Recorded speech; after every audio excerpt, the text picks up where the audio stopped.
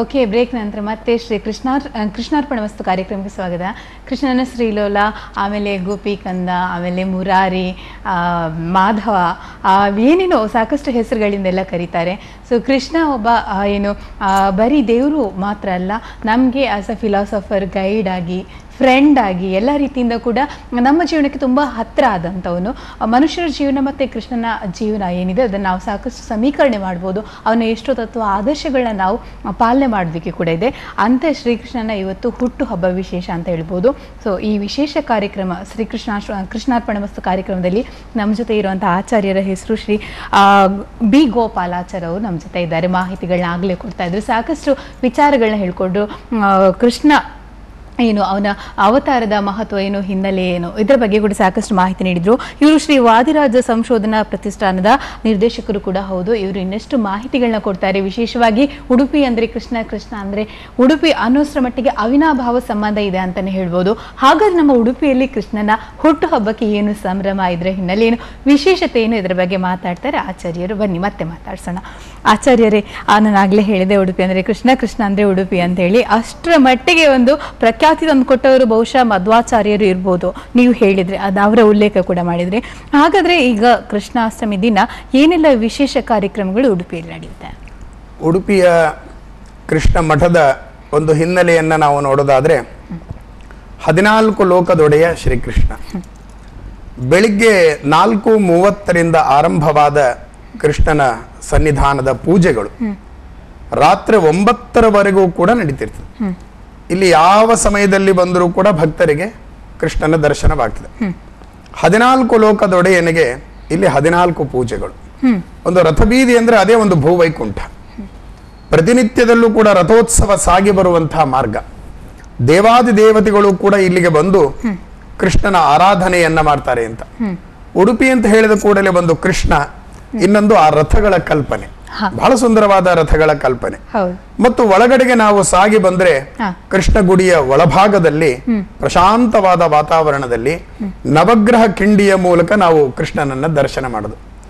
ಇದು ಎಲ್ಲೂ ಇಲ್ಲ. ನೀವು ಯಾವ ಜಗತ್ತಿನ ಯಾವ ದೇವಸ್ಥಾನಕ್ಕೆ ಹೋದ್ರೂ ಇಲ್ಲ.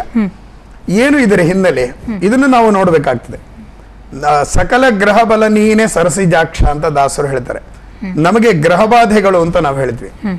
ನಾವು ಜ್ಯೋತಿಷಾಸ್ತ್ರದ ಆಶ್ರಯವನ್ನ ಪಡೆದಾಗ ಏನೋ ನಮಗೆ ಗ್ರಹಗಳ ಗತಿಗಳಲ್ಲಿ ವ್ಯತ್ಯಾಸವಾಗಿ ಬಾಧೆ ಇದೆ ಅಂತ.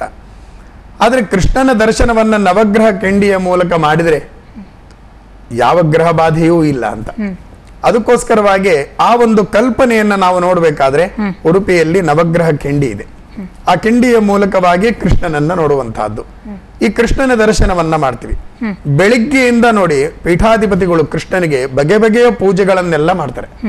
ಎಷ್ಟು ವಿಚಿತ್ರ ಪೂಜೆಗಳು ಅಂತ ಹೇಳಿದ್ರೆ, ಕೃಷ್ಣನ ಪೂಜೆಯ ಜೊತೆಯಲ್ಲಿ ಕೃಷ್ಣ ಗರ್ಭಗುಡಿ ಹತ್ರ ಹಸು ಬಂದು ನಿಂತಿರ್ತದೆ, ಹಸುವಿಗೂ ಪೂಜೆ ನಡೀತದೆ. ಯಾಕೆ ಅಂದ್ರೆ ಕಾದನ ವತ್ಸವ ಹರಿ ಕಾದನ ಅಂತ ದಾಸರು ಹೇಳ್ತಾರೆ. ಕೃಷ್ಣ ಆ ಗೋಗಳನ್ನು ಹೇಗೆ ಕಾಪಾಡ್ತಿದ್ದ ಅಂತ ಹೇಳಿದ್ರೆ, ಅವು ಎಲ್ಲ ಅಜಗಳಂತೆ ಇದ್ದ ಕರುಗಳು ಗಜಗಳಂತೆ ಆದವು ಅಂತ ಹೇಳ್ತಾರೆ. ಅಷ್ಟು ಬಲಿಷ್ಠವಾಗಿ ಹಸುಗಳೆಲ್ಲ ಇರ್ತಿದ್ವು ಅಂತೆ. ಇಷ್ಟು ಪ್ರಾಣಿ ದಯೆಯನ್ನ ಕೃಷ್ಣ ತೋರಿಸ್ತಾನೆ. ಅಂತಹ ಕೃಷ್ಣನ ಸನ್ನಿಧಾನದಲ್ಲಿ ಗೋವಿಗೆ ಪೂಜೆ ಇದೆ, ಅಕ್ಷಯ ಪಾತ್ರೆ ಪೂಜೆ ಇದೆ. ಮಧ್ವಾಚಾರ್ಯ ಇಲ್ಲೊಂದು ಅಕ್ಷಯ ಪಾತ್ರೆ ಕೊಟ್ಟಿದ್ದಾರೆ. ಅದೇ ಪರ್ಯಾಯದ ಹಸ್ತಾಂತರದ ಕಾರ್ಯಕ್ರಮಗಳು. ಆ ಅಕ್ಷಯ ಪಾತ್ರೆಗೂ ಪೂಜೆ ಇದೆ. ಹೀಗೆ 14 ಲೋಕದೊಡೆಯನಿಗೆ 14 ಪೂಜೆಗಳು ಇಲ್ಲಿ ನಡೀತದೆ. ಸಾಯಂಕಾಲದಲ್ಲಿ ರಥೋತ್ಸವಗಳು ನಡೀತಿದೆ. ಆ ರಥೋತ್ಸವ ಅದ್ಭುತವಾಗಿರ್ತಕ್ಕಂಥದ್ದು. ಅಂತಹ ಸಂಭ್ರಮ ಉಡುಪಿಯ ಕೃಷ್ಣ ಮಠದಲ್ಲಿ ನಾವು ನೋಡ್ತೀವಿ. ಇದೆಲ್ಲ ಪೂಜಾ ಒಂದು ವೈಭವಗಳು ಅಂತ. ಇದರ ಜೊತೆಯಲ್ಲಿ ನಾವು ಗಮನಿಸಬೇಕು, ಕೃಷ್ಣ ಬಹಳ ಚಿಕ್ಕ ಮೂರ್ತಿ, ಬಹಳ ಮಂದಸ್ಮಿತ ವದನ, ಕಡಗೋಲು ಹಿಡಿದಿದ್ದಾನೆ, ಪಾಶವನ್ನ ಹಿಡಿದಿದ್ದಾನೆ, ನಿಮ್ಮ ಹೃದಯ ಮಥನವನ್ನ ಮಾಡ್ತೀನಿ ಅಂತ ಹೊರಟಿದ್ದಾನೆ. ಅಂತಹ ಎಲ್ಲರಿಗೂ ಕೂಡ ಆಪ್ಯಾಯಮಾನವಾದ ರೂಪದಿಂದ ಕೃಷ್ಣ ಇಲ್ಲಿ ನಿಂತಿದ್ದಾನೆ. ನಮಗೆ ಆಶ್ಚರ್ಯವಾಗ್ತದೆ, ಆ ಪೀಠಾಧಿಪತಿಗಳ ಕೈಯಲ್ಲಿ ಏನು ಭಗವಂತ ಶಕ್ತಿ ಕೊಟ್ಟಿದ್ದಾನೆ ಗೊತ್ತಿಲ್ಲ. ಆ ಸುಂದರವಾದ ಮೂರ್ತಿಗೆ ಪ್ರತಿ ದಿವಸವೂ ಒಂದೊಂದು ಅಲಂಕಾರ ಮಾಡುವ ರೀತಿಯಲ್ಲಿ 360 ಅಲಂಕಾರಗಳನ್ನ ಕೃಷ್ಣನಿಗೆ ಮಾಡ್ತಾರೆ. ಶುಕ್ರವಾರ ನೋಡಿ ಅವನಿಗೆ ಸ್ತ್ರೀ ಅಲಂಕಾರಗಳು, ಲಕ್ಷ್ಮಿ ಅಲಂಕಾರ, ಪದ್ಮಾವತಿ ಅಲಂಕಾರ, ಯಶೋದೆಯ ಅಲಂಕಾರ, ಹೀಗೆಲ್ಲ ಮಾಡ್ತಾರೆ. ಇನ್ನು ಕೃಷ್ಣಾಷ್ಟಮಿಯ ಸಂದರ್ಭದಲ್ಲಿ ತೊಟ್ಟಿನಲ್ಲಿರುವ ಮಗುವಿನಂತೆ ಮಾಡ್ತಾರೆ. ಹೀಗೆ ಬಗೆ ಬಗೆಯ ಅಲಂಕಾರಗಳು. ಅಲಂಕಾರ ಪ್ರಿಯನಾದ ಭಗವಂತನಿಗೆ ಎಷ್ಟು ಅಲಂಕಾರ ಮಾಡಿದರೂ ಸಾಕಾಗುವುದಿಲ್ಲ. ಮಾಡಿದಷ್ಟು ತೃಪ್ತಿ, ಅಷ್ಟು ಧನ್ಯತೆಯನ್ನ ಪೀಠಾಧಿಪತಿಗಳು ಮಾಡ್ತಾರೆ. ಅವರ ಒಳಗೆ ನಿಂತು ಭಗವಂತ ಈ ಅಲಂಕಾರಗಳನ್ನ ಮಾಡಿಸ್ಕೊತಾನೆ. ಅದರಲ್ಲೂ ಕೂಡ ಶುಕ್ರವಾರದಲ್ಲಿ ನೋಡುವಂತಹ ದೇವಿಯ ಅಲಂಕಾರಗಳು, ಶ್ರಾವಣ ಮಾಸದ ಶನಿವಾರದಲ್ಲಿ ಸಾಕ್ಷಾತ್ ತಿರುಪತಿಯ ಶ್ರೀನಿವಾಸನ ರೂಪದಲ್ಲಿ, ಯಾಕಂದ್ರೆ ವೆಂಕಟಕೃಷ್ಣರು ಬೇರೆ ಅಲ್ಲ, ಆ ಕಲ್ಪನೆಗಳು ಇಲ್ಲಿ ಬರ್ತದೆ. ಹೀಗೆ ಕೃಷ್ಣನಿಗೆ ವಿವಿಧವಾದ ಅಲಂಕಾರಗಳು, ವಿವಿಧವಾದ ಪೂಜೆಗಳು, ಇದೆಲ್ಲವನ್ನೂ ನೋಡಿ ಪುನೀತನಾಗಿ ಧನ್ಯನಾಗ್ತಾನೆ ಭಕ್ತ. ಅಂತಹ ಒಂದು ಸನ್ನಿಧಾನ ಉಡುಪಿಯ ಶ್ರೀಕೃಷ್ಣನ ಸನ್ನಿಧಾನ. ಆದ್ದರಿಂದಲೇ ಉಡುಪಿಗೆ ಅನೇಕ ಜನ ಆಗಮಿಸ್ತಾರೆ. ಯಾಕೆಂದ್ರೆ ಆ ಮುದ್ದು ಮುಖದ ಕೃಷ್ಣನನ್ನ ನೋಡಿ ನಾವು ಧನ್ಯರಾಗಬೇಕು. ಜೀವನದ ಒಂದು ಧನ್ಯತಾ ಕ್ಷಣ ಅದು. ಅಂತಹ ಒಂದು ಸಂಭ್ರಮ ಅದು ಉಡುಪಿಯ ಕೃಷ್ಣ ಮಠದ ಸಂಭ್ರಮ. ಆಚಾರ್ಯ, ನೀವು ಹೇಳಿದ್ರಿ ಏನು ಶ್ರೀಕೃಷ್ಣ ಅಲಂಕಾರ ಪ್ರಿಯ ಅಂತ ಹೇಳಿದ್ರಿ. ಇದರ ಹಿನ್ನೆಲೆ ಏನು? ಕೃಷ್ಣನಿಗೆ ಯಾಕೆ ಅಲಂಕಾರ ಅಂತ ಹೇಳಿದ್ರೆ ಇಷ್ಟ ಒಂದು. ಇನ್ನೊಂದು, ಶುಕ್ರವಾರ ದಿನ ಸ್ತ್ರೀ ರೂಪದಲ್ಲಿ ಕೂಡ ನಾವು ಏನು ಕೃಷ್ಣನ ಕಾಣ್ಬೋದು. ಹಾಗಾದ್ರೆ ಕೃಷ್ಣ ಬಹುರೂಪಿ ಅಂತ ಹೇಳ್ಬೋದು, ರೂಪ ಪರಿವರ್ತನೆ ಆಗ್ತಾ ಇರುತ್ತೆ. ಹಾಗಾಗಿ ಅಲಂಕಾರದ ಹಿನ್ನೆಲೆಗಳು ಏನು? ಕೃಷ್ಣನ ಒಂದು ಅಲ್ಲಿ ಸ್ತ್ರೀ ಅಲಂಕಾರಗಳು ಇವೆಲ್ಲ ನಾವು ನೋಡ್ಬೇಕಾದ್ರೆ ವಾದಿರಾಜರ ಲಕ್ಷ್ಮೀ ಶೋಭಾನದ ಮಾತುಗಳನ್ನ ನಾವು ಮೆಲುಕು ಹಾಕ್ಬೇಕಾಗ್ತದೆ. ಯಾಕೆಂದ್ರೆ ತನ್ನ ಸೌಂದರ್ಯದಿಂದ ಮೆರೆವ ನಿಜಪತಿಯ ಹೆಣ್ಣು ರೂಪವ ಕಂಡು ಕನ್ಯೆ ಮಹಾಲಕ್ಷ್ಮಿ ಇವಗನ್ಯರೇಕೆಂದು ಬೆರಗಾದಳು ಅಂತ. ಭಗವಂತನ ಅದ್ಭುತವಾದ ರೂಪವನ್ನ ನೋಡಿ, ಸೌಂದರ್ಯವನ್ನ ನೋಡಿ ಲಕ್ಷ್ಮೀದೇವಿ ಬೆರಗಾಗಿ ಹೋದಳು ಅಂತ. ಅಂದ್ರೆ ಎಲ್ಲರಿಗೂ ಕೂಡ ಒಂದು ಸೌಂದರ್ಯವನ್ನ ಕೊಡುವ ದೇವತೆ ಯಾರು? ಅದು ಭಗವಂತ. ಅವನಿಗೆ ಅಂಥ ಒಂದು ಸೌಂದರ್ಯದ ನಿಧಿ ಭಗವಂತ. ಅಂತಹ ಭಗವಂತನಿಗೆ ನಾವು ಯಾವ ಅಲಂಕಾರ ಮಾಡ್ತೀವಿ? ಈಗ ಉದಾಹರಣೆಗೆ ಅಲ್ಲಿ ಪದ್ಮಾವತಿ ಅಲಂಕಾರ, ಲಕ್ಷ್ಮೀ ಅಲಂಕಾರ, ಮೋಹಿನಿ ಅಲಂಕಾರ ಎಲ್ಲವನ್ನೂ ಮಾಡುದು. ಅದು ಮಾಡುವ ಮೂಲಕ ಏನು ಅಂತ ಹೇಳಿದ್ರೆ, ಭಗವಂತ ಎಲ್ಲರಿಗೂ ಕಾಂತಿಯನ್ನ, ಸೌಂದರ್ಯವನ್ನ ಕೊಡುವ ದೇವತೆ. ಅವನಿಗೆ ಎಲ್ಲ ಜೀವರಾಶಿಗಳ ಒಳಗೂ ಭಗವಂತ ಇದ್ದಾನೆ ಎಂಬುವ ಅನುಸಂಧಾನವನ್ನ ಮಾಡಿಕೊಳ್ತಾ, ಮತ್ತು 10 ಅವತಾರಗಳು ಭಗವಂತನಿಗೆ, 1 2 ಅಂತಿಲ್ಲ, 10 ಅವತಾರಗಳು. ಅಂತಹ ಅವತಾರಗಳನ್ನ ಕಲ್ಪನೆ ಮಾಡುವಂತಹದ್ದು ಉಡುಪಿಯಲ್ಲಿ ಮಾತ್ರ. ಇನ್ನು ಯಾವುದೇ ದೇವಸ್ಥಾನಗಳಲ್ಲೂ ಈ ರೀತಿಯ ಹೊಸ ಹೊಸ ಅಲಂಕಾರಗಳು, ಮತ್ತೆ ಶಾಸ್ತ್ರೀಯ ಚೌಕಟ್ಟಿನಿಂದ ಹೊರಗಡೆಗೆ ಇಲ್ಲ ಅಲಂಕಾರಗಳು. ಯಾವ್ಯಾವುದೋ ಅಲಂಕಾರಗಳು ಅಂತಿಲ್ಲ, ಎಲ್ಲವೂ ಕೂಡ ಪೌರಾಣಿಕವಾದದ್ದು, ಎಲ್ಲವೂ ಶಾಸ್ತ್ರೀಯ ಚೌಕಟ್ಟಿನ ಒಳಗಡೆಗೆ ಅಷ್ಟು ಶುದ್ಧವಾದ ಮಡಿಯಲ್ಲಿ ಆ ಶ್ರೀಗಳವರು ಕೃಷ್ಣನನ್ನ ಮಾಡಿ ಕಣ್ತುಂಬ ನೋಡ್ತಾರೆ. ನೋಡುವ ಭಕ್ತರಿಗೆ ಅದೊಂದು ದೊಡ್ಡ ಹಬ್ಬ. ಅದು ಆ ರೀತಿ ನಡೀತಿದೆ. ಎಸ್ ಆಚಾರ್ಯರೇ, ಮತ್ತೆ ಈಗ ಉಡುಪಿಯಲ್ಲಿ ವಿಶೇಷವಾಗಿ ಅಷ್ಟಮಿ ನಡೀತಾ ಇದೆ. ಸೊ ಈ 2-3 ದಿನಗಳ ಕಾಲ ಏನು ವಿಶೇಷ ಸೇವೆಗಳು ದೇವರಿಗೆ ನಡೀತಾ ಇಲ್ಲಿ? ಉಡುಪಿಯ ಕೃಷ್ಣಾಷ್ಟಮಿ ಅಥವಾ ಕೃಷ್ಣ ಜಯಂತಿ, ಇದನ್ನ ನಾವು ಗಮನಿಸಬೇಕಾಗ್ತದೆ. ಕೃಷ್ಣ ಮಗುವಾಗಿ ಇದ್ದಾನೆ. ಮಗುವಾಗಿ ಇರುವ ಕೃಷ್ಣನಿಗೆ ಇಲ್ಲಿ ಮಗುಗಳಲ್ಲಿ ಆ ಕೃಷ್ಣ ಇದ್ದಾನೆ ಅಂತ ಅನುಸಂಧಾನ ಮಾಡಿ ಮಕ್ಕಳಿಗೆ ಹೆಚ್ಚು ಇಲ್ಲಿ ಸಂಭ್ರಮವನ್ನ ತರ್ತಾರೆ. ಕೃಷ್ಣ ಮಠದಲ್ಲಿ ಅನೇಕ ಮಕ್ಕಳಿಗೆ ಮುದ್ದು ವೇಷಗಳು, ಮುದ್ದು ಕೃಷ್ಣನ ವೇಷಗಳು ಹಾಕ್ತಾರೆ. ಆ ಕೃಷ್ಣನ ವೇಷದಲ್ಲಿ ಮುದ್ದಾಗಿ ಬರುವಂತಹ ಮಕ್ಕಳು ಸಾವಿರಾರು ಸಂಖ್ಯೆಯಲ್ಲಿ ಬರ್ತಾರೆ. ಅದು ಏನು ಆ ಹಬ್ಬ ಅಂತ ಹೇಳಿದ್ರೆ, ಎಲ್ಲರ ಒಳಗೂ ಕೃಷ್ಣನ ಸಾನ್ನಿಧ್ಯವನ್ನ ಕಾಣಬಹುದು. ಒಂದು ರೀತಿಯಲ್ಲಿ ಕೃಷ್ಣನ ವಿಶ್ವರೂಪ. ಇನ್ನೊಂದು, ಮಕ್ಕಳಿಗೆ ತಿಂಡಿ ಅಂದ್ರೆ ಬಹಳ ಇಷ್ಟ. ಅದಕ್ಕೆ ಏನು ಮಾಡ್ತಾರೆ ಅಂತ ಹೇಳಿದ್ರೆ, ಇವತ್ತು ನೋಡಿ, ಇವತ್ತು ಕೃಷ್ಣಾಷ್ಟಮಿಯ ಪ್ರಯುಕ್ತ ಸುಮಾರು 1,80,000 ಚಕ್ಕುಲಿ ಉಂಡಿಗಳನ್ನ ವಿಜುವಲ್ ಅನ್ನು ಕೂಡ ನಾವು ಇವಾಗ ನೋಡಬಹುದು. ಎಸ್, ಹೇಳಿ. ಇಷ್ಟು ಆ ಚಕ್ಕುಲಿ ಉಂಡೆಗಳು, ಬಗೆ ಬಗೆಯ ಉಂಡೆಗಳು, ಇದನ್ನೆಲ್ಲ ಮಾಡಿ ಕೃಷ್ಣನಿಗೆ ನೈವೇದ್ಯವನ್ನ ಮಾಡ್ತಾರೆ. ಈ ನೈವೇದ್ಯವನ್ನ ಮಾಡಿ ಇದನ್ನು ಯಾರಿಗೆ ಕೊಡುದು? ಉಡುಪಿಯ ರಥಬೀದಿಗೆ ಬರುವಂತಹ 4 ಮಾರ್ಗಗಳು ಇದೆ. ಆ 4 ಮಾರ್ಗಗಳಲ್ಲಿ ಪ್ರಸಾದದ ವಿತರಣೆಗೆ ಶ್ರೀಗಳವರು, ಈಗಿನ ಪರ್ಯಾಯ ಪೀಠದಲ್ಲಿರುವಂತಹ ಪರಮ ಪೂಜ್ಯ ಕಾಣಿಯೂರು ಶ್ರೀಪಾದಂಗಳವರು ಸಂಕಲ್ಪ ಮಾಡಿದ್ದಾರೆ, ಎಲ್ಲ ಭಕ್ತರಿಗೂ ದೇವರ ಪ್ರಸಾದ ಸಿಗಬೇಕು. ಚಕ್ಕಲಿ ಉಂಡಿ ಅಂತ ಹೇಳಿದುಕೊಳ್ಳಿ ಯಾರು ಬೇಡ, ಎಲ್ಲರಿಗೂ ಬೇಕು. ಉಡುಪಿಗೆ ಆಗಮಿಸಿದ ಎಲ್ಲರೂ ಕೂಡ ದೇವರ ಪ್ರಸಾದವನ್ನ ಪಡಿಬೇಕು. ಇದಕ್ಕೋಸ್ಕರ ಶ್ರೀಗಳವರು ಹೊಸ ವ್ಯವಸ್ಥೆ ಮಾಡಿದ್ರು. ಕೃಷ್ಣ ಮಠದ ಯಾವುದೋ ಒಂದು ಭಾಗದಲ್ಲಿ ಕೊಡ್ತಾ ಹೋದರೆ ಎಲ್ರಿಗೂ ಸಿಗಲ್ಲ. ಅದಕ್ಕೆ ಕೃಷ್ಣನ ದರ್ಶನವನ್ನ ಮಾಡಿ ಹೋಗುವಂತಹ 4 ಮಾರ್ಗಗಳು ಏನಿದೆ ರಥಬೀದಿ, ಅಲ್ಲಿ ಪ್ರಸಾದದ ವಿತರಣೆಗೆ ವ್ಯವಸ್ಥೆ ಮಾಡಿದ್ದಾರೆ. ಎಲ್ಲರಿಗೂ ಕೃಷ್ಣನ ಪ್ರಸಾದ ಸಿಗಬೇಕು ಅಂತ. ಇದು ಇಷ್ಟು ಮಾತ್ರವಲ್ಲ, ಸುಮಾರು 34,000 ವಿದ್ಯಾರ್ಥಿಗಳು ಅಂದ್ರೆ ಕೃಷ್ಣ ಮಠದ ಪ್ರಸಾದದ ಒಂದು ಸ್ಕೀಮಿನಲ್ಲಿ ಸಂಪರ್ಕದಲ್ಲಿರುವಂತಹ ಶಾಲೆಗಳು ಅಲ್ಲಿಗೂ ಹೋಗ್ತದೆ. ಇದು ಕೃಷ್ಣಾಷ್ಟಮಿಯ ಒಂದು ಸಂಭ್ರಮ. ಅದರ ಮೂಲಕ ಮಕ್ಕಳಲ್ಲಿ ಕೃಷ್ಣನ ಪ್ರಜ್ಞೆಯನ್ನ ಜಾಗೃತಗೊಳಿಸುವುದು, ಮಕ್ಕಳಲ್ಲಿ ದೇವರು ಇದ್ದಾನೆ ಅಂತ ಅನುಸಂಧಾನ ಮಾಡುದು. ಇದು ಒಂದಾದ್ರೆ, ಇನ್ನೊಂದು ನಾವು ಗಮನಿಸಬೇಕು, ಪ್ರತಿನಿತ್ಯದ ಪೂಜೆಗೂ ಕೃಷ್ಣಾಷ್ಟಮಿ ಪೂಜೆಗೂ ಒಂದು ವಿಶೇಷ ಇದೆ. ಇವತ್ತಿನ ದಿವಸ ಉಪವಾಸ.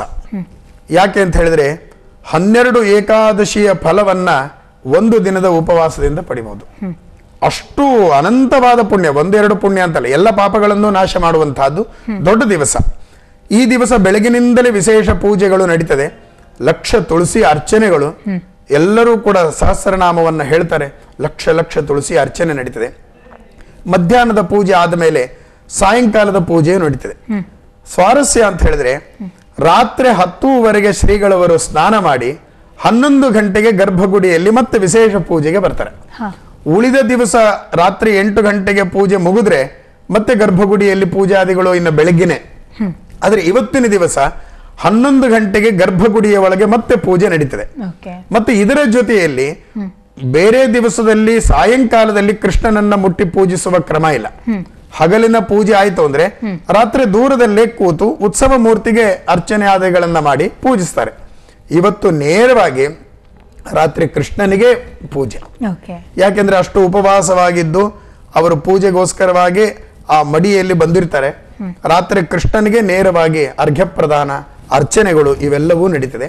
ರಾತ್ರಿ 12:15ಕ್ಕೆ ಎಲ್ಲರಿಗೂ ಕೂಡ, ಆಗಮಿಸಿದ ಎಲ್ಲ ಭಕ್ತರಿಗೂ ಕೂಡ ಕೃಷ್ಣನ ಸನ್ನಿಧಾನದಲ್ಲಿ ತೀರ್ಥ ಮಂಟಪದ ಹತ್ರ ಅರ್ಘ್ಯ ಪ್ರದಾನದ ಕಾರ್ಯಕ್ರಮ ನಡೀತದೆ.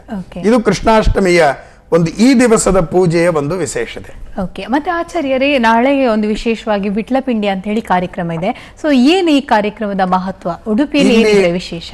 ಕೃಷ್ಣ ಅಂತ ಹೇಳಿದ ಕೂಡಲೇ ಗೋಪಾಲಕರು ಇಲ್ಲದೆ ಕೃಷ್ಣ ಇರಲಿಲ್ಲ. ಅವನು ಎಲ್ಲೇ ಹೋದ್ರು ಅವನ ಹಿಂಡು ಬರ್ತಿತ್ತು. ಅವನ ದೊಡ್ಡ ಸೈನ್ಯ ಅದು ಗೋಪಾಲಕರು. ಹಾಗಾಗಿ ಕೃಷ್ಣ ಇದ್ದಲ್ಲಿ ಗೋಪಾಲಕರು ಇರ್ತಾರೆ. ಇವತ್ತು ಉಡುಪಿಯಲ್ಲಿ ಕೃಷ್ಣಾಷ್ಟಮಿ ಅಂತ ಹೇಳಿದ್ರೆ ಗೋಪಾಲಕರಿಗೆ ಒಂದು ವಿಶೇಷ ವೇದಿಕೆ ಬೇಕು. ಅದಕ್ಕೆ ಕೃಷ್ಣ ಮಠದ ಮುಂಭಾಗದಲ್ಲಿ ಅಥವಾ ರಥಬೀದಿಯಲ್ಲಿ ಅಲ್ಲಲ್ಲಿ ಮೊಸರಿನ ಗಡಿಗೆಗಳನ್ನ ಕಟ್ಟಿದ್ದಾರೆ. ಅದು ನೋಡಬಹುದು. ಉಡುಪಿಯಲ್ಲಿ ಅದು ಬಹಳ ಸಂಭ್ರಮ. ಅದು ಎಲ್ಲ ಕಡೆಯಲ್ಲಿ ಮೊಸರಿನ ಗಡಿಗೆಗಳನ್ನ ಕಟ್ಟಿರ್ತಾರೆ. ಆ ಗಡಿಗೆಗಳಲ್ಲಿ ಮೊಸರು ಹಾಕಿರ್ತಾರೆ, ಹಾಲು ಹಾಕಿರ್ತಾರೆ, ಬಣ್ಣದ ನೀರು ಹಾಕಿರ್ತಾರೆ. ಈ ಗೋಪಾಲಕರ ವೇಷದಲ್ಲಿ ಬಂದಂಥವರು ತಮ್ಮ ನಾಯಕ ಕೃಷ್ಣ ಅವನ ಒಂದು ಜನ್ಮದಿನೋತ್ಸವ ಅಂತ ಹೇಳಿ ಸಂಭ್ರಮದಲ್ಲಿ ಕೈಯಲ್ಲಿ ಕೋಲು ಹಿಡಿದು ಆ ಮೊಸರಿನ ಏನು ಕುಡಿಕೆಗಳು ಇದೆ ಅದನ್ನ ಒಡೆಯುವಂತಹ ಸಂಭ್ರಮ ಮಾಡ್ತಾರೆ. ಒಂದು ರೀತಿಯಲ್ಲಿ ಸಂಪೂರ್ಣ ಇವತ್ತು ಅದು ಜಾನಪದದ ವೈಭವನ್ನ ನಾವು ನೋಡಬಹುದು. ವಿಟ್ಲಪಿಂಡಿಯ ದಿವಸ ಆ ಸಂಭ್ರಮ. ಅದರ ಜೊತೆಯಲ್ಲಿ ಅನೇಕ ಜನ, ನಮ್ಮ ಕರಾವಳಿ ಭಾಗದ ಒಂದು ವಿಶೇಷ ಉತ್ಸವ ಅಂತ ಹೇಳಿದ್ರೆ ಹುಲಿವೇಷದ ನರ್ತನ. ಎಲ್ಲರೂ ಮೈಗೆ ಹುಲಿವೇಷದ ಅಲಂಕಾರವನ್ನ ಮಾಡಿಕೊಂಡು ಅವರು ಕುಣಿತಾರೆ. ಎಷ್ಟು ಆಕರ್ಷಣೆಯಾಗಿರ್ತದೆ ಅಂದ್ರೆ ಕೆಲವರು ಹೆದರ್ಲಿಕ್ಕೆ ಆರಂಭ ಮಾಡ್ತಾರೆ ಆ ವೇಷವನ್ನ ನೋಡಿ. ಅಷ್ಟು ರೀತಿಯಲ್ಲಿ ಅವರು ಆ ಪಾತ್ರವನ್ನ ಅವರು ಮಾಡ್ಕೊಂಡಿರ್ತಾರೆ. ಮಧ್ಯಾಹ್ನ 3 ಗಂಟೆಗೆ ಕೃಷ್ಣನ ಉತ್ಸವ ಬರ್ತದೆ. ನೋಡಿ, ಇಲ್ಲಿ ನಾವು ಎಲ್ಲರೂ ಕೂಡ ಗಮನಿಸಬೇಕಾದ್ದು, ಈ ಚಾತುರ್ಮಾಸ್ಯದಲ್ಲಿ 4 ತಿಂಗಳು ರಥಬೀದಿಯಲ್ಲಿ ಉತ್ಸವ ಇರಲ್ಲ. ಯಾಕೆಂದ್ರೆ ಚಾತುರ್ಮಾಸ್ಯ ಯೋಗ ನಿದ್ರೆಯಲ್ಲಿ ದೇವರಿರ್ತಾನೆ. ಅವನಿಗೆ ಹೊರಗಡೆಗೆ ರಥಬೀದಿಯಲ್ಲಿ ರಥೋತ್ಸವಾದಿಗಳು ಇರಲ್ಲ. ಆದ್ರೆ ಕೃಷ್ಣಾಷ್ಟಮಿ ಪ್ರಯುಕ್ತ ಉತ್ಸವ ನಡಿಬೇಕು. ಅದಕ್ಕೆ ಉತ್ಸವ ಮೂರ್ತಿಯನ್ನ ಮಣ್ಣಿನಲ್ಲಿ ಮಾಡಿಸಿರ್ತಾರೆ. ಇದು ಇವತ್ತಿನ ಬಹಳ ವಿಶೇಷವಾದದ್ದು. ಆ ಮಣ್ಣಿನ ಮೂರ್ತಿಯನ್ನ ಮಾಡಿರ್ತಾರೆ. ಆ ಮಣ್ಣಿನ ಮೂರ್ತಿಗೆ ಪೂಜೆ ಆಗ್ತದೆ. ಅದನ್ನ ರಥದಲ್ಲಿ ನಾಳೆ ದಿವಸ ಸುಮಾರು 3 ಗಂಟೆಗೆ ರಥೋತ್ಸವ ನಡೀತದೆ. ಆ ರಥದಲ್ಲಿ ಕೂಡಿಸ್ತಾರೆ. ರಥಬೀದಿಯಲ್ಲಿ ಅದು ಸಾಗಿ ಬರ್ತದೆ. ಈ ಸಂದರ್ಭದಲ್ಲಿ ಸುಮಾರು ಲಕ್ಷ ಜನ ಭಾಗವಹಿಸ್ತಾರೆ. ಆ ಜನಕ್ಕೆ ಶ್ರೀಗಳವರು ಕೃಷ್ಣನಿಗೆ ಸಮರ್ಪಣೆ ಮಾಡಿದ ಚಕ್ಕುಲಿ ಉಂಡಿಗಳನ್ನೆಲ್ಲ ಹಂಚುತ್ತಾರೆ. ಅದು ನೋಡ್ಬೇಕು, ಅದು ಸ್ವಾರಸ್ಯ ಇರ್ತದೆ. ಅಷ್ಟು ಜನರ ಕೈ, ನಮಗೆ ಜನರ ಮುಖ ಕಾಣುವುದಿಲ್ಲ, ಎಲ್ಲರ ಕೈ ನನಗೆ ನನಗೆ ನನಗೆ ಅಂತ ದೇವರ ಪ್ರಸಾದ ಯಾರಿಗೆ ಸಿಗ್ತದೋ ಯಾರಿಗಿಲ್ಲೋ ಅಷ್ಟು ರೀತಿಯಲ್ಲಿ ಜನ ಹಂಬಲಿಸ್ತಾ ಇರ್ತಾರೆ. ಆ ಉತ್ಸವ ಸಾಗಿ ಬರ್ತದೆ. ಆ ಉತ್ಸವ ಅದೇ ಪ್ರಧಾನವಾದದ್ದು. ಕೃಷ್ಣಾಷ್ಟಮಿಯ ಭವ್ಯವಾದ ಉತ್ಸವ, ಲೀಲೋತ್ಸವ ಅಂದ್ರೆ ಅದೇ. ಅದು ಸಾಗಿ ಬಂದ ಮೇಲೆ ಶ್ರೀಗಳವರು ಆ ಮೂರ್ತಿಯನ್ನ ತಂದು ಮತ್ತು ಮಧ್ವ ಸರೋವರದಲ್ಲಿ ವಿಸರ್ಜನೆ ಮಾಡ್ತಾರೆ. ಕೇವಲ ಈ 2 ದಿನಕ್ಕೋಸ್ಕರ ಮಣ್ಣಿನ ಸುಂದರವಾದ ಮೂರ್ತಿಯನ್ನ ಮಾಡಿರ್ತಾರೆ. ಅದು ಇನ್ನೆಲ್ಲೂ ಸಿಗಲ್ಲ. ಅದು ಉಡುಪಿಯಲ್ಲಿ ಮಾತ್ರ ಈ ಉತ್ಸವ. ಅದನ್ನ ಕೃಷ್ಣನ ಸನ್ನಿಧಾನದ ಮಧ್ವ ಸರೋವರದಲ್ಲಿ ವಿಸರ್ಜನೆಯನ್ನ ಮಾಡ್ತಾರೆ. ಹೀಗೆ ಉಡುಪಿಯ ಪರಿಸರದಲ್ಲಿ ನಡೆಯುವಂತಹ ಲೀಲೋತ್ಸವದಲ್ಲಿ ಇಡೀ ಜಗತ್ತಿಗೆ ಒಂದು ತತ್ವವನ್ನ ಕೊಡುವಂತಹದ್ದು ಅಂತ ಹೇಳಿದ್ರೆ ಉಡುಪಿಯ ಕೃಷ್ಣ ಮಠ ಕೃಷ್ಣಾಷ್ಟಮಿಯ ಮೂಲಕವಾಗಿ ಅತ್ಯಂತ ಒಂದು ಮಹತ್ತರವಾದ ಸ್ಥಾನವನ್ನ ಅದು ಪಡೆದಿದೆ. ಮತ್ತೆ ಆಚಾರ್ಯ ಇನ್ನೊಂದು ಪ್ರಮುಖವಾಗಿ ಕೇಳಬೇಕು ಅಂತ ಹೇಳಿದ್ರೆ ನಮ್ಮ ಉಡುಪಿ ದೇವಾಲಯ ನಿರ್ಮಾಣದಲ್ಲಿ ಮತ್ತೆ ಮಧ್ವ ಸರೋವರದಲ್ಲಿ ಇರೋದ್ರ ವಿಶೇಷತೆ ಇದೆಯಾ? ಮಧ್ವ ಸರೋವರ ಮಧ್ವಾಚಾರ್ಯರ ಆಶ್ರಮ ಆದ ಮೇಲೆ ಅವರು ಉತ್ತರದ ಗಂಗಾದಿ ನದಿಗಳ ಸನ್ನಿಧಾನಕ್ಕೆ ಯಾತ್ರೆಗೆ ಹೋಗಬೇಕು ಅಂತ ಸಂಕಲ್ಪ ಮಾಡ್ತಾರೆ. ಸಂಕಲ್ಪ ಮಾಡಿದಾಗ ಆಗ ಅವರ ಗುರುಗಳು ಅಚ್ಯುತ ಪ್ರಜ್ಞರು ಅವರಿಗೆ ಬಹಳ ನೋವಾಗ್ತದೆ. ಶಿಷ್ಯನನ್ನು ಅಷ್ಟು ದೂರದವರೆಗೂ ಬಹಳ ದಿನಗಳವರೆಗೂ ಬಿಟ್ಟು ಇರಬೇಕಲ್ಲ, ಆ ವಿರಹಕ್ಕೆ ಅನಂತೇಶ್ವರನ ಸನ್ನಿಧಾನದಲ್ಲಿ ಮೊರೆ ಹೋಗ್ತಾರೆ. ಅದಕ್ಕೆ ಅನಂತೇಶ್ವರ ದೇವರು ಹೇಳ್ತಾರೆ ಮಧ್ವಾಚಾರ್ಯರಿಗೆ, ನೀನು ಉತ್ತರದ ಯಾತ್ರೆಗೆ ಹೋಗುವ ಅವಶ್ಯಕತೆ ಇಲ್ಲ. ಇತಸ್ತೃತೀಯೇ ದಿವಸೇ ದ್ಯುನಿಮ್ನಗ ತ್ವದರ್ಥಂ ಅಸ್ಮಾಕ ತಟಾಕ ಮಾವ್ರಜೆ. ನಿನಗೋಸ್ಕರ ಗಂಗೆಯೇ ಇಲ್ಲಿಗೆ ಬರ್ತಾಳೆ ಇನ್ನು 3ನೇ ದಿವಸಕ್ಕೆ, ನೀನು ಹೋಗೋದು ಬೇಡ ಅಂತ.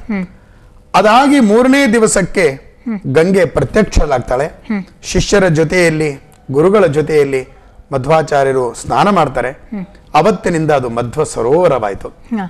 ಅನಂತ ಪುಷ್ಕರಣಿ ಅಂತ, ಅನಂತೇಶ್ವರದ ಪುಷ್ಕರಣಿ, ಅದು ಆಮೇಲೆ ಮಧ್ವ ಸರೋವರವಾಯಿತು. ಕೃಷ್ಣನ ಪ್ರತಿಷ್ಠಾಪನೆಯ ಸಂದರ್ಭದಲ್ಲಿ ಅಲ್ಲೇ ಕೃಷ್ಣನಿಗೆ ಅಭಿಷೇಕವಾಗ್ತದೆ. ಆಮೇಲೆ ಈಗ ಸಪ್ತೋತ್ಸವಾದಿಗಳು ನಡೆಯುವಾಗ ತೆಪ್ಪುವ ಉತ್ಸವ ಅಲ್ಲೇ ನಡೀತದೆ. ಆಮೇಲೆ ಉತ್ಥಾನ ದ್ವಾದಶಿಯ ದಿವಸ ಪ್ರಬೋಧನೆ ಅಂತ ದೇವರನ್ನು ಎಬ್ಬಿಸುವಂತಹದ್ದು ಚಾತುರ್ಮಾಸ್ಯದ ಕೊನೆಯ ದಿವಸ. ಅವತ್ತು ಸಾಯಂಕಾಲದಲ್ಲಿ ಇದೇ ಮಧ್ವ ಸರೋವರದಲ್ಲಿ ಶ್ರೀಗಳವರು ಪಟ್ಟದ ದೇವರಿಗೆ ಪೂಜೆಯನ್ನ ಮಾಡ್ತಾರೆ. ಹೀಗೆ ಮಧ್ವ ಸರೋವರ ಅತ್ಯಂತ ಶ್ರೇಷ್ಠವಾದದ್ದು, ಗಂಗಾದಿ ನದಿಗಳ ಸನ್ನಿಧಾನದ್ದು. ಅಲ್ಲಿ ಈ ಉತ್ಸವ ಮೂರ್ತಿಯನ್ನ ಶ್ರೀಗಳವರು ವಿಸರ್ಜನೆ ಮಾಡ್ತಾರೆ. ಓಕೆ, ಮತ್ತೆ ಇವಾಗ ಕೃಷ್ಣನ ಇತಿಹಾಸ ಅಥವಾ ಜನ್ಮ ವೃತ್ತಾಂತ ಎಲ್ಲ ನೋಡಿದ್ಮೇಲೆ ಕೃಷ್ಣನಿಗೂ ಪರಿಸಮಾಪ್ತಿ ಅಥವಾ ಅಂತ್ಯ ಅನ್ನೋದು ಇದೆ ಅಂತ ಹೇಳಿ ಎಲ್ಲೋ ಓದಿದ ನೆನಪು, ಇದು ನಿಜಾನ? ಕೃಷ್ಣ ದೇವತೆಗಳ ಪ್ರಾರ್ಥನೆಯಂತೆ ಅವತಾರವನ್ನ ಪರಿಸಮಾಪ್ತಿಗೊಳಿಸಿದ. ನೋಡೋವರಿಗೆ ಒಂದು ರೀತಿಯಲ್ಲಿ ಕೃಷ್ಣನಿಗೆ ಕಾಲಿಗೆ ಬಾಣ ತಾಕ್ತು, ವ್ಯಾಧ ಬಿಟ್ಟಂತಹ ಬಾಣ, ಹಾಗೆ ಕೃಷ್ಣ ದೇಹವನ್ನ ಬಿಟ್ಟ ಅಂತ ಎಲ್ಲ ಇದೆ. ಅದಕ್ಕೆ ನಾನು ಹೇಳಿದೆ, ಹಿಂದಿನ ಅವತಾರಗಳನ್ನು ಗಮನಿಸಿ, ತಂದೆ ತಾಯಿಗಳು ಯಾವುದೂ ಇರಲಿಲ್ಲ ಅಂತ ಎರಡನ್ನೂ ನಾವು ಇಟ್ಟುಕೊಂಡು ವಿಮರ್ಶೆ ಮಾಡಬೇಕು. ದೇವತೆಗಳ ಪ್ರಾರ್ಥನೆಯಂತೆ ಕೃಷ್ಣ ತನ್ನ ಅವತಾರವನ್ನ ಮುಗಿಸ್ತಾನೆ. ಸುಮಾರು 106 ವರ್ಷಗಳ ಕಾಲ ಕೃಷ್ಣ ಬಾಳಿದ್ದಾನೆ. 106 ವರ್ಷಗಳ ಕಾಲ ಕೃಷ್ಣ ಬಾಳಿ ಆಮೇಲೆ ನಮ್ಮಂತಹ ಅಜ್ಞಾನಿಗಳು ಬರ್ತಾರೆ ಇನ್ನು ಮುಂದೆ ಅಂತ ಹೇಳಿ ಅವನು ಅದೃಶ್ಯನಾಗಿ ಹೋಗ್ತಾನೆ. ಅದೃಶ್ಯನಾಗಿ ಕೃಷ್ಣ ದೇವತೆಗಳ ಪ್ರಾರ್ಥನೆಯಂತೆ ತನ್ನ ತತ್ವವನ್ನ ಇಡ್ತಾನೆ. ಆದ್ರೆ ಆ ಸಮಯದಲ್ಲಿ ಉದ್ಧವರು ಒಂದು ಪ್ರಶ್ನೆಯನ್ನ ಮಾಡ್ತಾರೆ ಕೃಷ್ಣನಿಗೆ. ಕೃಷ್ಣನ ಅನನ್ಯ ಭಕ್ತರು ಉದ್ಧವರು, ನೀನೇ ಇಲ್ಲ ಅಂದ ಮೇಲೆ ನಾನು ಹೇಗೆ ಜೀವಿಸಬೇಕು, ಸಜ್ಜನರ ಗತಿ ಏನು ಅಂತಂದಾಗ ಕೃಷ್ಣ ಒಂದು ಮಾತು ಹೇಳ್ತಾನೆ, ತಿರೋಧಾಯ ಪ್ರವಿಷ್ಟೋಯಂ ಶ್ರೀಮದ್ ಭಾಗವತಾರಣವೇ. ಕೃಷ್ಣನ ನಿಜವಾದ ಸಾನ್ನಿಧ್ಯ ಇವತ್ತು ನಮಗೂ ಇದೆ, ಸಿಗ್ತದೆ. ಎಲ್ಲಿ ಅಂತ ಹೇಳಿದ್ರೆ ಶ್ರೀಮದ್ ಭಾಗವತ ಗ್ರಂಥದಲ್ಲಿ, ಭಗವದ್ಗೀತಾ ಗ್ರಂಥದಲ್ಲಿ ಕೃಷ್ಣನ ನೈಜವಾದಂತಹ ಸನ್ನಿಧಾನವಿದೆ. ಆದ್ರಿಂದ ಇವತ್ತಿಗೂ ಕೂಡ ಮನೆ ಮನೆಗಳಲ್ಲಿ ಭಗವದ್ಗೀತೆಯ ಪುಸ್ತಕ, ಭಾಗವತದ ಪುಸ್ತಕವನ್ನ ಇಟ್ಕೋಬೇಕು. ಯಾಕೆ ಅಂತ ಹೇಳಿದ್ರೆ ಯಾವ ಶತ್ರುಗಳು ಮನೆ ಒಳಗೆ ಬರುವುದಿಲ್ಲ, ಯಾವ ಅನಿಷ್ಟಗಳು ಬರುವುದಿಲ್ಲ ಅಂತ, ಆ ರೀತಿಯ ಕೃಷ್ಣನ ಸನ್ನಿಧಾನ. ಅದರಿಂದ ಕೃಷ್ಣಾಷ್ಟಮಿಯ ದಿವಸ ಮನೆ ಮನೆಗಳಲ್ಲಿ ಇವತ್ತು ನಾವು ಹೇಗೆ ಪೂಜಿಸಬೇಕು ಅಂತ ಹೇಳಿದ್ರೆ ಒಂದು ಭಾಗವತ ಪುಸ್ತಕವನ್ನ ಇಡಬೇಕು. ಆಚಾರ್ಯರೇ ಇದರ ಬಗ್ಗೆ ಪೂಜೆ ಬಗ್ಗೆ ಮಾತಾಡೋಣ ಒಂದು ಸಣ್ಣ ವಿರಾಮದ ನಂತರ. ವೀಕ್ಷಕರೇ, ಆಚಾರ್ಯರು ಹೇಳ್ತಾ ಇದ್ರು ಭಗವಂತನ ಸ್ಪರ್ಶದಿಂದ ಎಲ್ಲ ಬಂಧನಗಳಿಂದ ಮುಕ್ತ ಆಗ್ಬೋದು ಅಂತ ಹೇಳ್ತಾ ಇದ್ರು. ಯಾವಾಗ ವಸುದೇವ ಬಾಲಕೃಷ್ಣನ ಕೈಯಲ್ಲಿ ಹಿಡ್ಕೊಂಡಾಗ ಹೇಗೆ ಬಂಧ ಮುಕ್ತ, ಎಲ್ಲ ಬಂಧನಗಳು ಮುಕ್ತವಾಯಿತು ಅಂತ ಹೇಳಿದ್ರು. ಅದೇ ರೀತಿ ಅಂತ ಬಂಧಮುಕ್ತನಾದ ಭಗವಂತನನ್ನ ಬಂಧಿಸುವಂಥದ್ದು ಖಂಡಿತ ಸಾಧ್ಯ ಇದೆ. ಭಕ್ತಿಯಿಂದ ಮಾತ್ರ ಬಂಧಿಸ್ಬೋದೇನೋ ಬಹುಶಃ. ಅಂತ ಭಗವಂತನ ಯಶೋದಿನೇ ಕಟ್ಟಿ ಹಾಕಿದ್ಲು. ಸೊ ಈ ಕೃಷ್ಣ ಪುರಾಣ ಇನ್ನಷ್ಟು ನಾವು ಮುಂದುವರಿಸ್ತೇವೆ ನಮ್ಮ ಕೃಷ್ಣಾರ್ಪಣ ವಸ್ತು ಕಾರ್ಯಕ್ರಮದಲ್ಲಿ. ವೀಕ್ಷಕರೇ, ಅದಕ್ಕಿಂತ ಮುಂಚೆ ಒಂದು ಸಣ್ಣ ಬ್ರೇಕ್.